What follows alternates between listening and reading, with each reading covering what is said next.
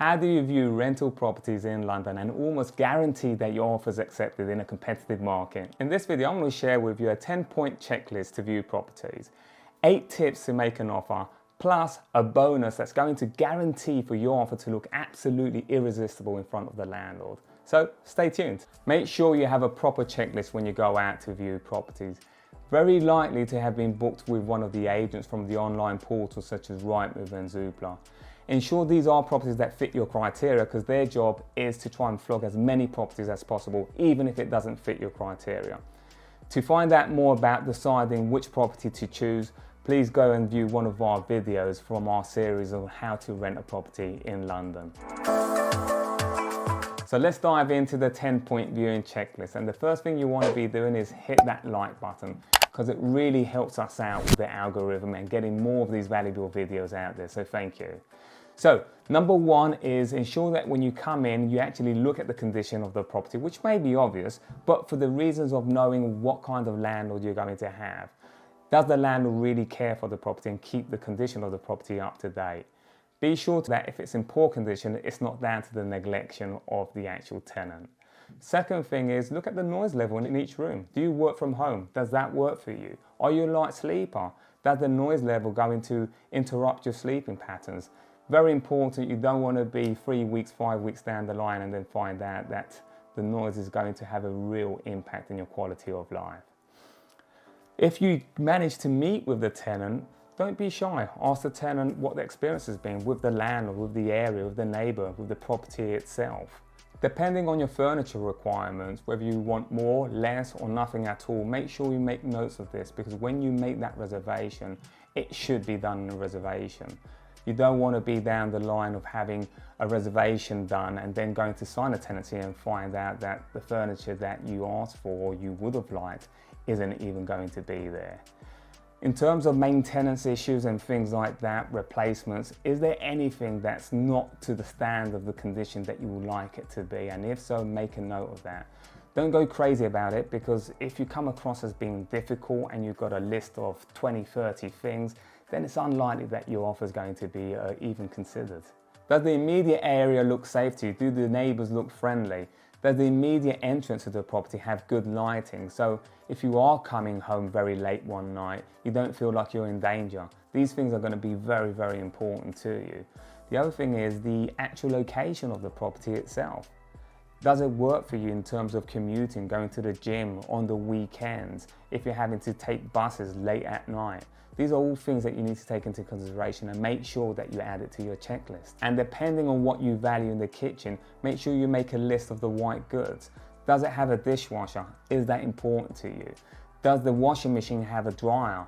Is that also something that you value? The fridge, believe it or not, some fridges don't come with a freezer. So make sure there is a freezer if that's something that you're going to need.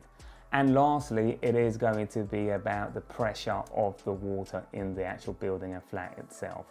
One of the biggest common questions that we get is how good is the pressure in the water? So make sure you check that out. And of course, the kitchen, the bathroom, the sink, and the shower. Depending on your furniture needs, make sure you make a detailed report as to what it is you actually really want and what you don't want, or perhaps what you need updated because you don't like the condition or the standard of the sofa, for example, or the mattress or anything like that.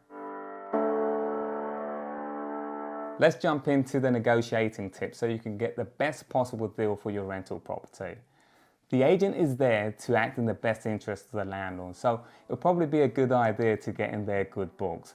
So ensure that you build rapport with them, you're courteous from day one, and try to find out what their landlord values in the tenant that goes into their property. For example, if they value wear and tear, keeping it to a minimum, and you travel a lot, make sure you emphasize that. You're out of the country 7, 8 weeks of the year, and I'm sure they're going to take that into consideration. The other thing is that you want to make sure is that some landlords actually really value cash flow and peace of mind.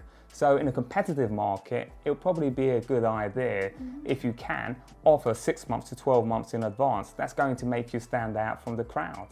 In addition to that, and talking about peace of mind, having long-term tenants is what landlords really love, especially long-term investors. So if you can offer a 24-month contract without any break clause, then that's definitely something that's going to make you stand out from the rest. And that brings us into price and whether it's a good idea to offer above the asking price. And of course, you need to take many things into consideration. For example, has a property been on the market for a very long time? Does it have a lot of interest? Is it empty and vacant at this time? And of course, the move-in date as well. What will make your offer really attractive would be how quickly you can actually move in. For example, you can have someone that's going to offer the full asking price, but can't move in until 2 months' time. Whereas if you can move in straight away and the property is vacant, then you're going to definitely be able to compete with the other offer, even if it's asking or above asking price. And that brings us to our final bonus. And if you take anything from this video, it's going to be this one thing, which has helped us secure so many properties for our clients. No matter how competitive the market is, no matter how many bidding wars or how many tenants are actually fighting for this property. And that is a personal letter to the landlord, with a picture of yourself describing on how much you really want to make this property a home. Something along the lines of, I saw the property and I can see it making this my home for the next 24 months. I could just see myself curling up in front of the TV and on the couch and just really looking after the place as if it were my home for the next 24 months. Makes a huge difference. So if this is something that's really helped you, please subscribe so you get more value from these videos, and reach out to myself or my team if you need any support here in London.